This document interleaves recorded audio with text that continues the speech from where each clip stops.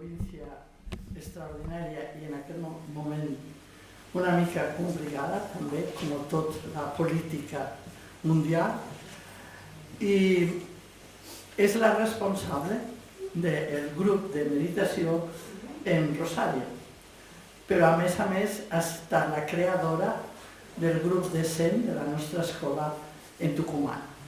Esta és una presentació personal d'Alejandra. Alejandra és religiosa, ja ho he dit abans, de Dominica, és llicenciada en Psicologia per la Universitat de Buenos Aires, magíster en Estudis Comparats de Literatura, Art i Pensament, és doctora en Humanitats per la Universitat nostra, Pompeu Fabra. Aquí és on ens vam conèixer. Durant aquests 5 anys o no sé quants del doctorat, la seva formació ha estat justament en l'àmbit del doctorat, sobretot, però també en la pràctica de meditació en aquesta casa, i per tant és una discípula de fa anys. El tema, justament, del seu doctorat és superimportant perquè té a veure amb una mirada, podríem dir, mística, espiritual, de Jung, el gran filòsof de la rama, podem dir-ho així, més analítica dintre de la psicologia, però en una visió, com sabeu, Jung, molt més podríem dir transcendent de lo que ha estat el seu mestre i en el que va tindre que fer molt treball personal, que és Freud. La seva tesi doctoral és justament sobre aquests temes de los mandalas. És diplomada per la Universitat Gregoriana de Roma del Centro de Protecció de Menors. En aquest sentit, ella, encara que viu com a catedràtica de Psicologia de la Religió en la Universitat de Norte Santo, en Argentina, Tomás de Aquino se llama la universitat, des del 2021 és membre d'una comissió molt complicada que la porta a viure situacions molt difícils dintre de la protecció de la classe, perquè té el càrrec, diguem, de la formació, les conferències, etc., del tema de los abusos.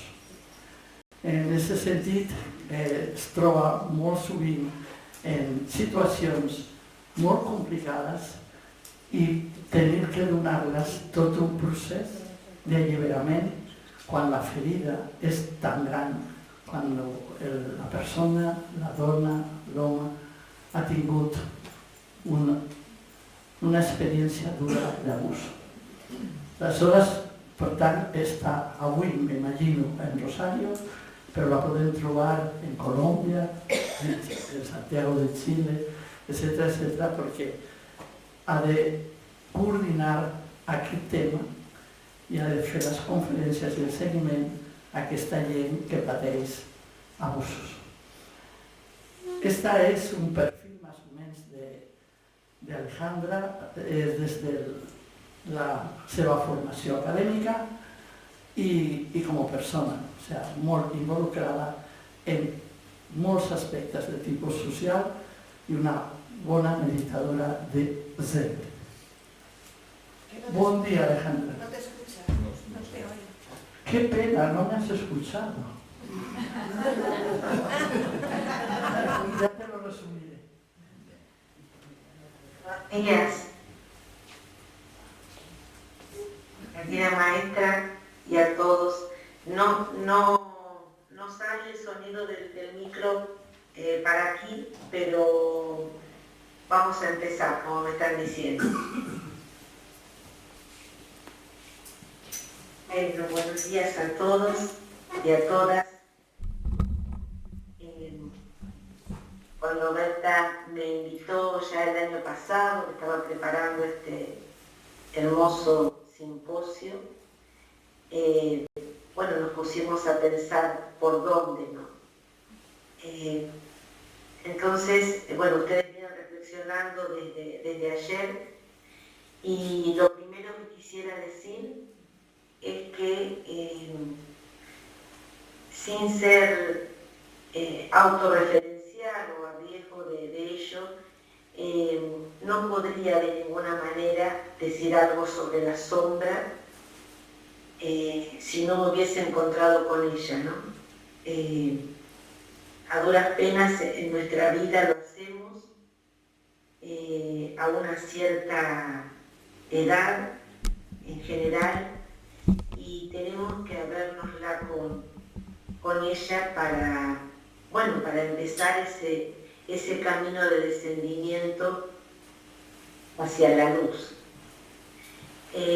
Si se escucha bien, ¿se escucha bien? Perfecto. Entonces, ahora yo paso a poner una presentación que preparé. Ustedes saben que ahora por el Meet yo los pierdo en la imagen, así que si alguien en algún momento quiere decir algo, me interrumpen, y si no, conversamos al final.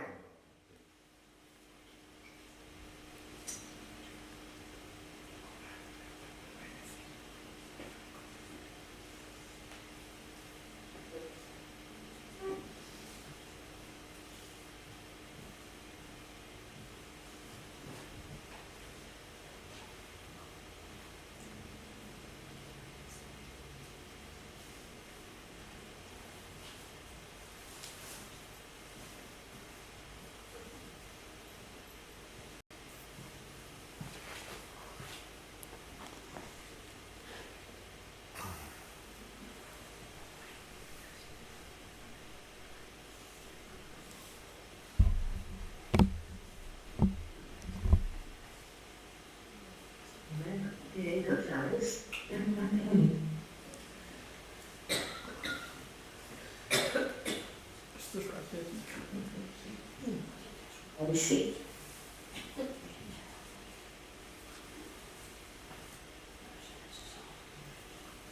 Ahora sí.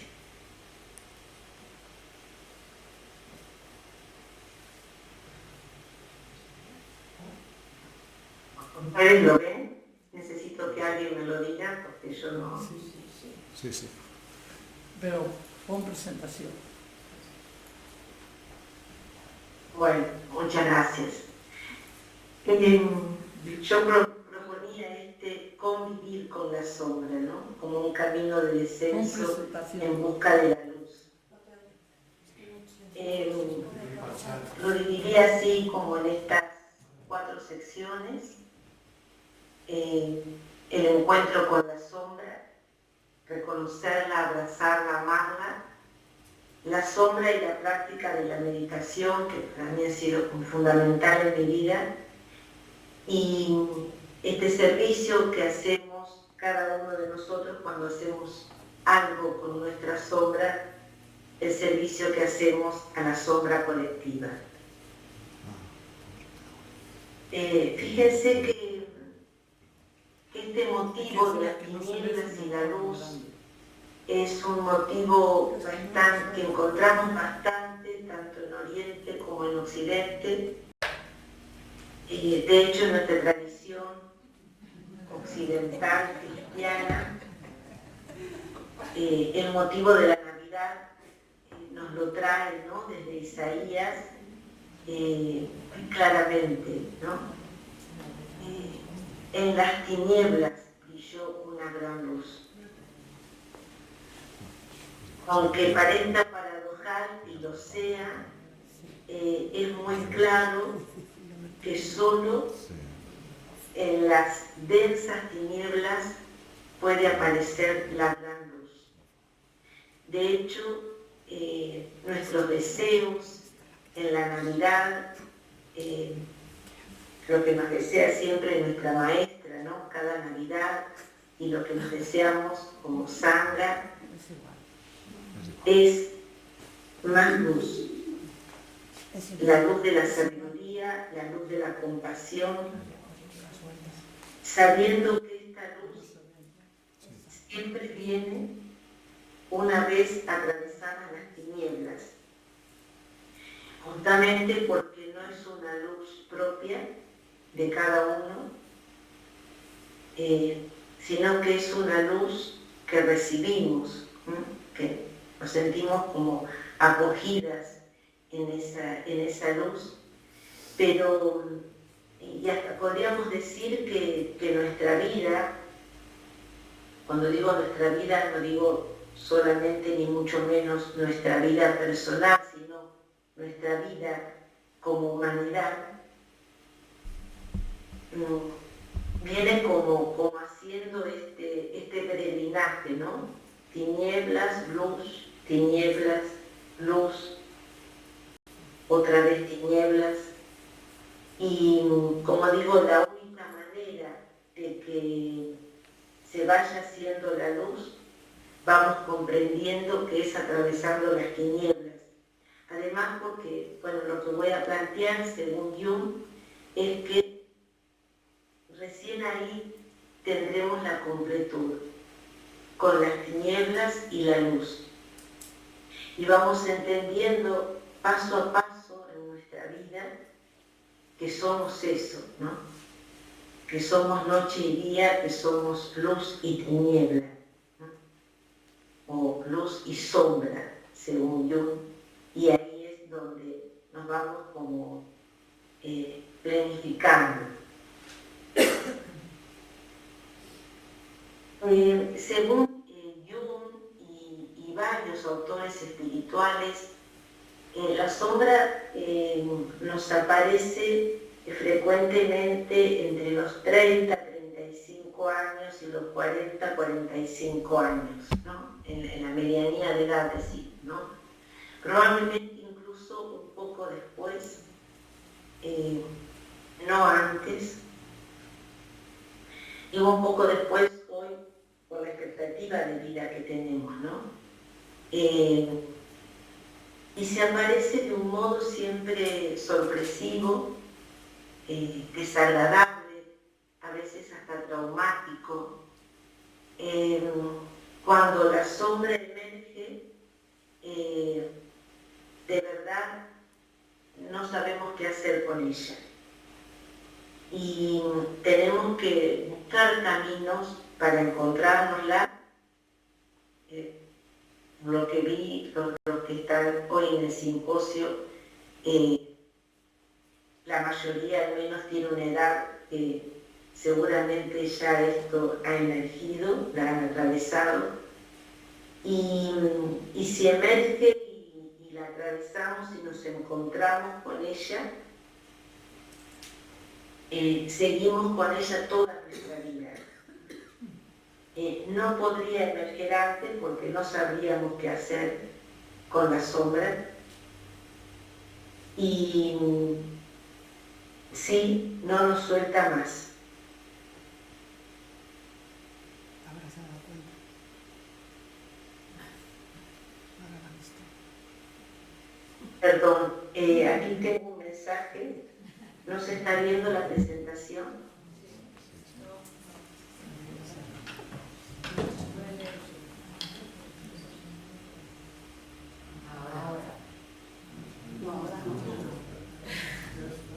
Ah, qué bien. Bueno, entonces vamos a ver cómo.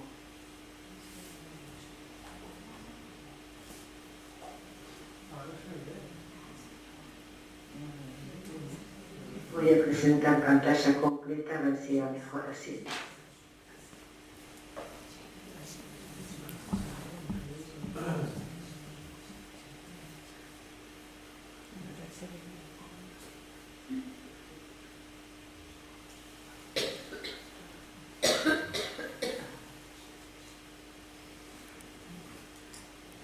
¿Ahora no bien?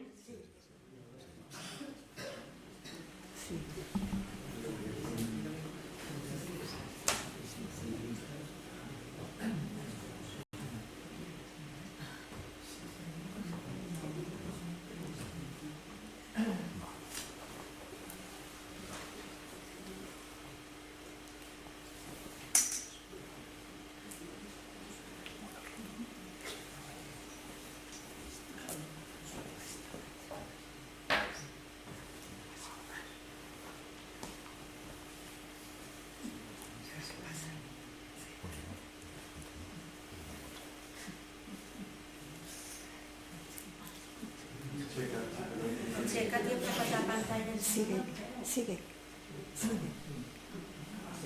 ¿Ahora se ve o no? Eso lo dije. Digo, chat, ya está.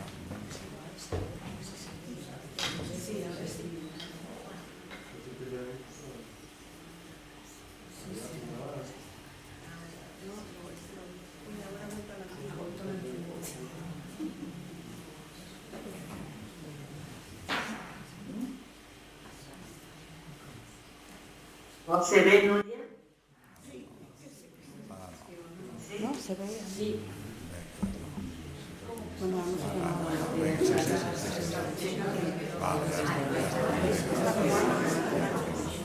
ahora se va a recibir. ¿Se ve así? Sí.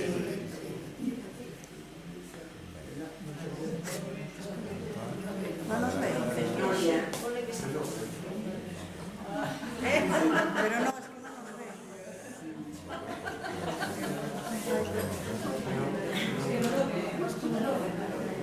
Sigue, sigue. No nos ve. Disculpen, pero yo no escucho casi nada a ustedes, por eso no podía seguir.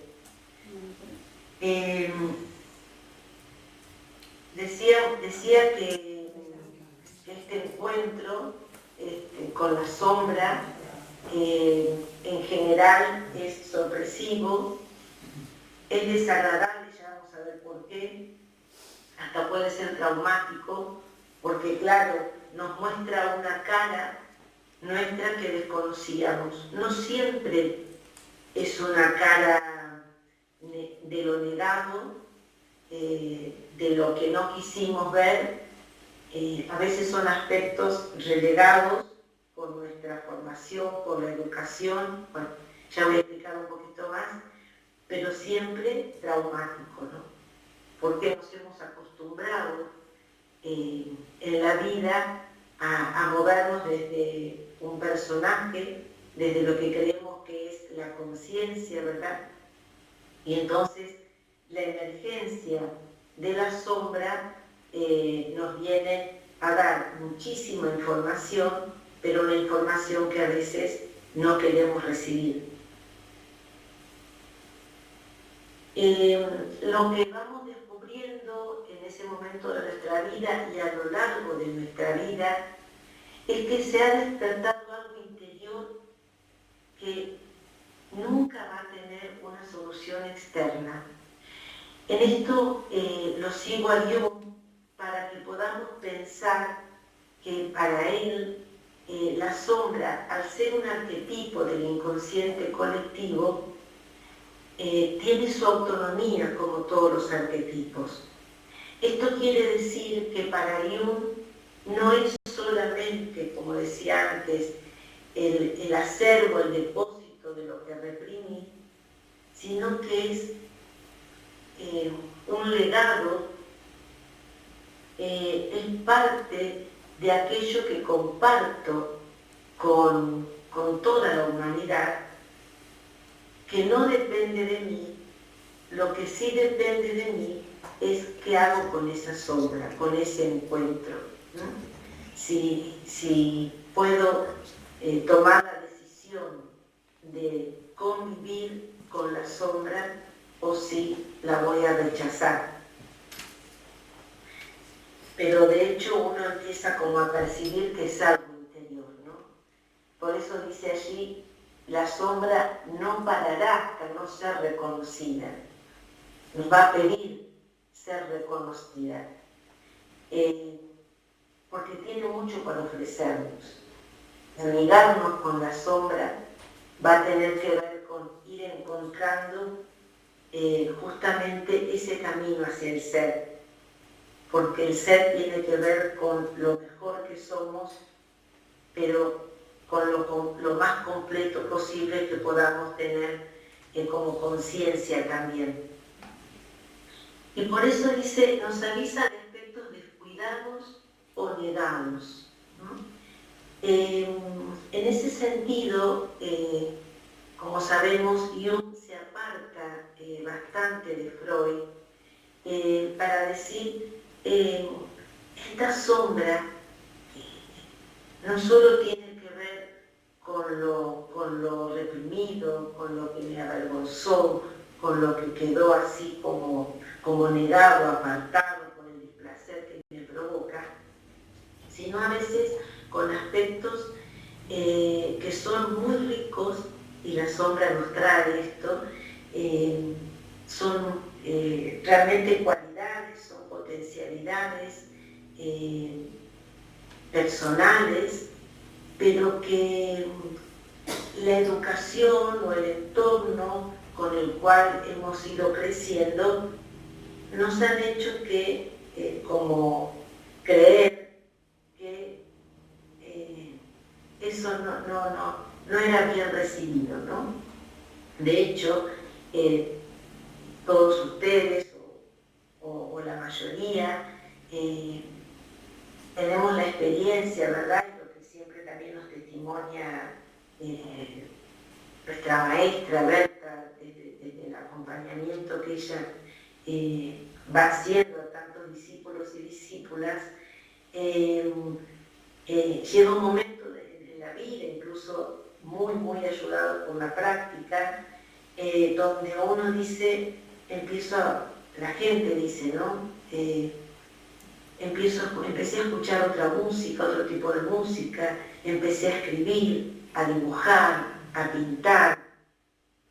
De pronto pensé que era una persona que para la estética no servía, siempre me lo habían dicho, tú en la estética no, cada vez que hay que elegir un color, no te preguntamos a ti. Y uno a eso se lo va creyendo, ¿no? Hasta que hace por primera vez un ikebana, por ejemplo, ¿no? Estos que parecen ejemplos muy pequeños y muy sencillos, son muy constitutivos de la persona que se va encontrando con su ser, con lo mejor de sí misma, ¿no? Y realmente tiene que ver con ir reconociendo, ir despertando esto interior que nos trae tanta información. Entonces, para entender, me parece que es fundamental, la sombra no siempre es, sí que tiene mucho de tenebroso, de tinieblas, como decía al principio, pero también nos trae aspectos muy agradables y que podrían ser muy bonitos, con mucha potencia, y que los tenemos por ahí relegados por circunstancias de la vida, ¿no?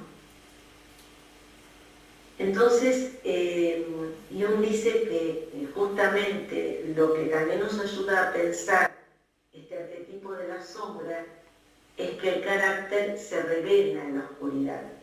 Es como una contracara, que si no la tenemos, nos perdemos algo, y nos perdemos algo muy importante. Es como, diríamos, tendríamos la mitad de nosotros, si lo pudiéramos esquematizar. Entonces, en la revelación, como en la fotografía antigua, por supuesto, no como lo hacemos actualmente, es donde descubrimos, digamos, nuestra otra cara, pero que ya no nos atemoriza, sino que nos vamos dando cuenta, vamos comprendiendo que nos completa, en el mejor sentido de la palabra. Entonces, decía, ¿por qué la sombra a veces puede ser, llegar a ser tan traumático y desagradable el encuentro con ella? A veces, y hay personas que por ahí sí batallan con la sombra, de verdad van a vivir toda la vida de esta manera. Esa máscara que inconscientemente nos hemos fabricado, ese personaje, ¿verdad? Como sabemos la palabra, el concepto de persona, es una fuente permanente de ansiedad. Sin embargo, nuestro perfeccionismo, nuestra búsqueda de perfeccionismo con ese personaje, nos hace soportar esa ansiedad siempre y cuando no queramos que esa máscara se caiga, sobre todo y en primer lugar con nosotras mismas. A veces lo pensamos, creemos que conscientemente es hacia afuera, pero la primera resistencia que tenemos consciente e inconscientemente de quitarnos esta máscara es con nosotros mismos, porque vamos a encontrar aspectos que no conocíamos, que no nos gustan, que ya vamos a ver, proyectamos incluso nosotros, y ahí es donde también la sombra se hace como muy palpable, sin darnos cuenta que son aspectos nuestros, ¿no? De cada uno de nosotros. Por eso fíjense aquí qué importante que es darnos cuenta que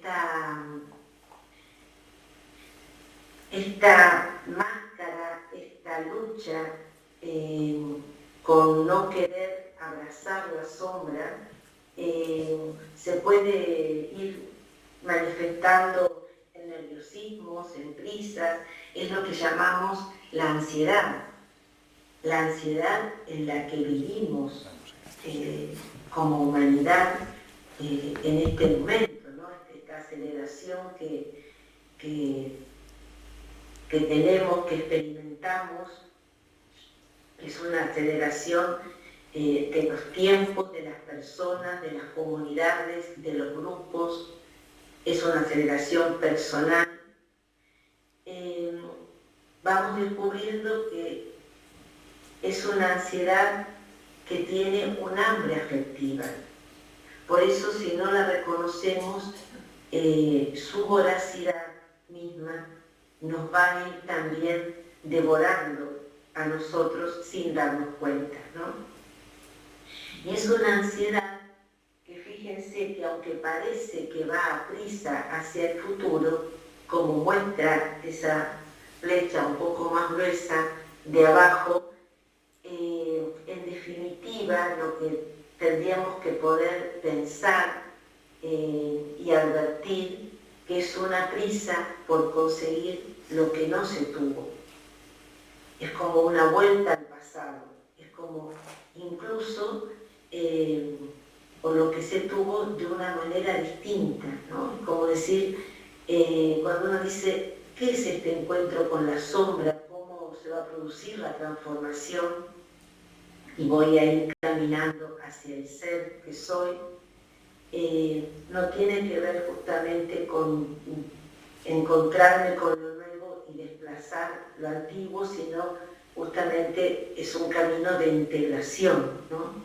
Y en la integración del presente, de mi presente, con lo que fui, ¿no? Ahí me voy dando cuenta de lo que soy. Pero si no advierto esto, la ansiedad me hace correr consciente e inconscientemente hacia el futuro, pero para conseguir algo que además no voy a conseguir nunca, porque esos huecos, esos agujeros, como se dice en psicología, afectivos,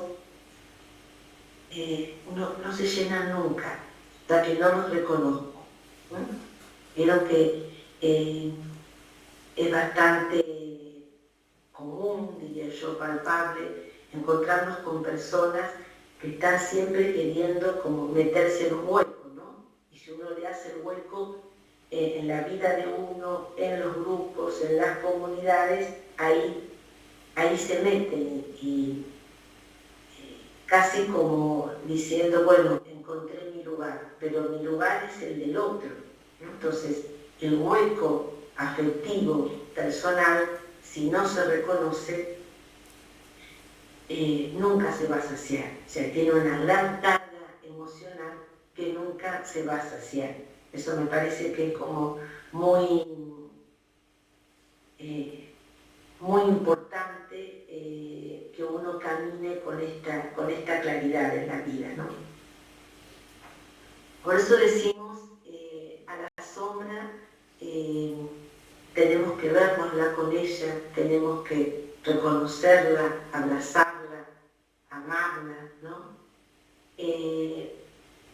Todos nosotros sabemos que somos mucho más de lo que nuestra mente cree y sabe. Nuestros niveles de conciencia, nuestro inconsciente, hablando en términos psicológicos, nuestra alma espiritual, lo que impactan las personas en nuestra vida. Como decía una autora, yo soy muchos, ¿no? Porque además soy muchos en mi presente, soy muchos porque soy mis ancestros, mi madre, mi padre y sus ancestros, ¿no? Soy el contexto en el que vivo hoy, con toda la carga de humanidad, de humanización y de deshumanización que estamos viviendo, que estamos transitando. Es decir, uno cuando va abriendo la conciencia, ¿verdad?, y va descendiendo, se da cuenta cada vez más y experimenta además que es mucho más que aquello que nuestra mente, nuestra pobre mente, nos quiere mostrar, ¿no? Y cree saber, además. Por eso decimos advertir la presencia de la sombra, ¿no? Ya vamos a ver dónde le podemos seguir como advirtiendo, ¿no?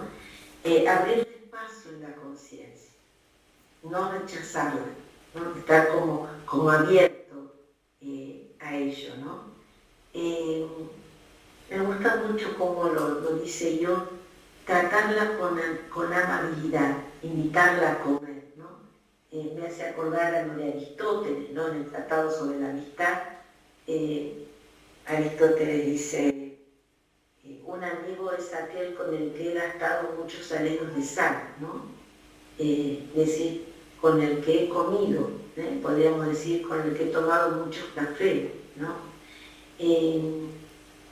Con la sombra me tengo que amigar, la tengo que reconocer, la tengo que escuchar para poder asimilar, acoger todo lo que tiene para decirme.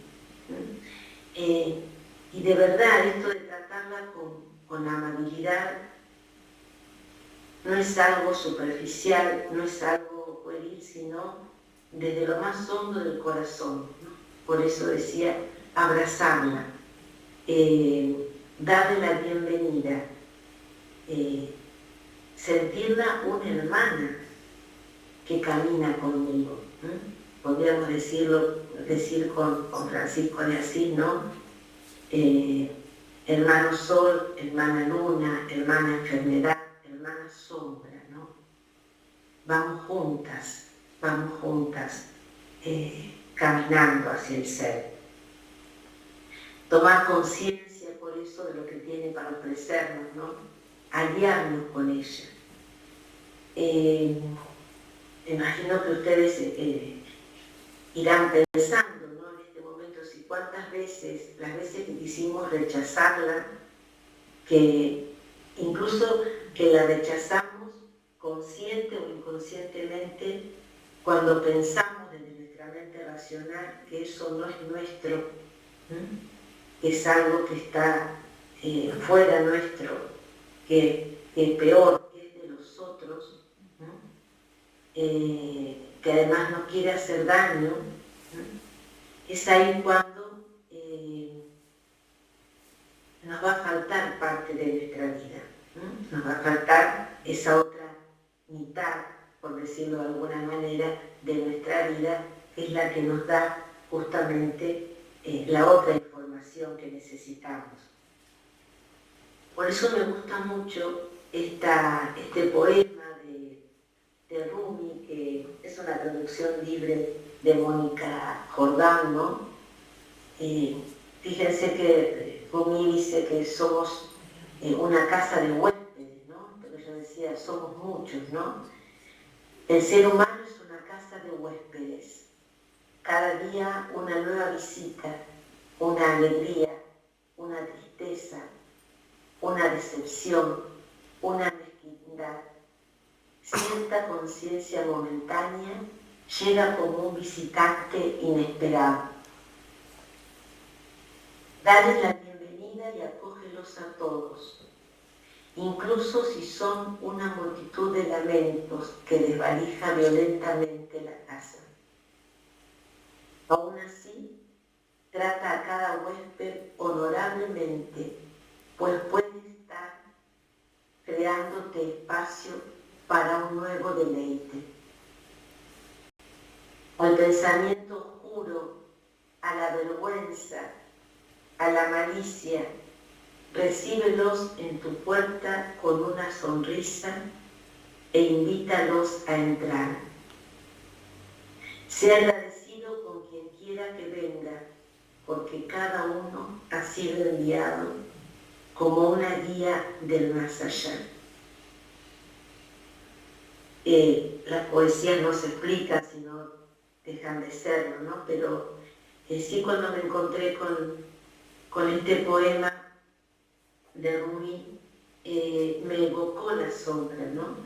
La sombra con su infinidad de manifestaciones, porque no es solamente de una manera, ¿no? Es una visita que nos viene en forma de tristeza, a veces nos viene en forma de tristeza, pero a veces esta conmoción que produce una depresión, es una gran depresión. Es muy común escuchar a las personas, en la clínica también, decir, a los 40 años tuve una gran depresión, me tuve que tratar, después se me pasó, pero ¿no? Eso es seguramente la emergencia de la sombra, con lo cual a veces al no saber qué hacer produce, ¿no? esta depresión, esta melancolía, ¿no? Los duelos a veces son como consecuencia de este encuentro con la sombra, ¿no? Pero bueno, como dice Rumi, me gusta pensarlo así, ¿no? Darle la bienvenida, acoger todas sus manifestaciones, ¿no? Y podríamos seguir pensándonos, ¿verdad? Como casa de huéspedes, o sea, donde alojamos todo lo que somos, ¿no? Donde todos los huéspedes son honorables, porque son manifestaciones del ser, ¿no? de este ser con mayúscula, ¿no? Y son maestros además.